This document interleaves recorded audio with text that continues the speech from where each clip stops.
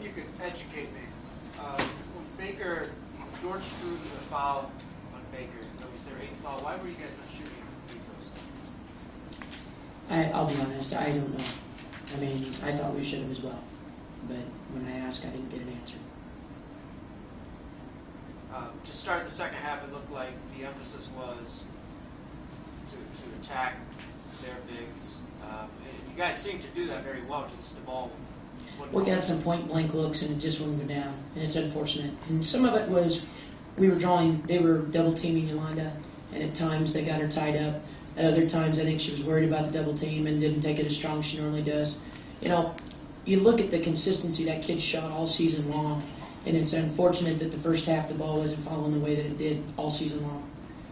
But the one thing I'm really proud of is she didn't hang her head. She came back in the second half and really did a great job to get us back in the game, and we kept going to her. So it's unfortunate that it happened, but in the same vein, our kids gave everything they had to fight back. And even though maybe the shots weren't falling for certain people, or maybe they turned it over, maybe they fouled, or maybe a possession didn't go our way, the one thing I was really proud of was our composure. We never felt like it was out of reach. We never stopped playing until the buzzer sounded, and that's the way we've hung our hat. We kind of hung our hat on that kind of. That's how we want to be remembered. You know, as a team that never gave up. Challenge did you give defensively at halftime after giving up 40? Well, the big thing was giving them some calls because they were slipping a lot of things. I thought they were passing to the post and they were doing speed cuts, and at times we were getting burned on that. At times they were just getting some isolations and trying to drive us to draw fouls. And unfortunately, because when we played up there, we were able to sag and get some deflections.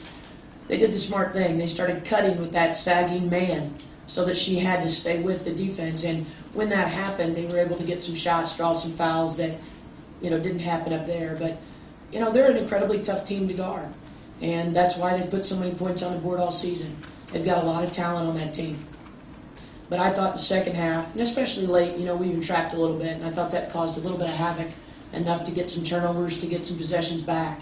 And, I thought we boxed out a lot better the second half than we did the first. We gave up.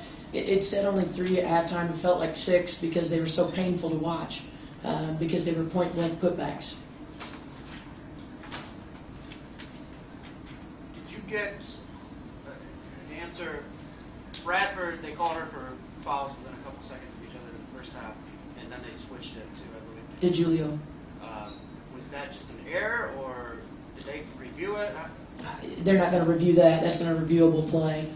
But, I thought it was on her as well, and it's unfortunate that it was called that way. Did they change that foul or the one before? I think our staff had 2 fouls on Bradford, and then when I asked the scores table, they said 1. And, of course, at that point, even when you're asking the officials and it plays in session, they're not going to stop the play. I mean, I tried everything I could, but the ball's in session or in play and it's too far along. They're not going to go back and review that at that point. You made reference to Penn State as an example of a team that, unlike Penn State, the NCAA looks at you different. I understand that. What message do you send? And I mean, to some observers, they'll say, well, Toledo didn't even get to the championship game in this tournament. Some people could say, arguably, you did. Well, what you do is you look at the paper and you say the top 2 RPI teams in our league played today, and that's Central and us. You also look at it and say Central beat Texas when they were ranked 20th in the country and played an unbelievable schedule and hung with a lot of teams that they didn't even beat. You also look at our schedule and say we beat Charlotte, who had a very strong season in the A-10, who may get an automatic or an at-large. You also look at the fact that we have several other teams that are within the top 100. And, Central's been hovering around 50. People could make the argument, well, you don't have a top 50 win. Well, you know what? On a given day, they're a top 50 team. And I hope the people that are watching today paid attention to the skill and athleticism that was on the floor today that's capable of winning an NCAA tournament team or game. Because either team that was on the court today will scare a lot of major BCS teams. Bradford light you up at your place, then does not play well at her place, and this was more like the first game. Did you see anything, differently as the season evolved, trying to match up against her? She's a tough matchup. I mean, look at her height and with her perimeter skills. She's a great rebounder. She's a great defender. It's tough when she rotates over, and she's a great shot blocker. She's just a tough matchup in our league. She's a kid who's capable of playing at a higher level. And, yeah, she's a concern. We did a great job up at their place containing her. Today, she got loose. But in the same vein, in the first part of the game, they all got loose on threes. And it's unfortunate that we weren't able to get a hand in their face or stop a few of those. But again, you look at what happened. Our kids never gave up. They fought back. We were down. Many times we could have said, you know what, we're done, stick a fork in this, and we never did. This team has so much fight and desire.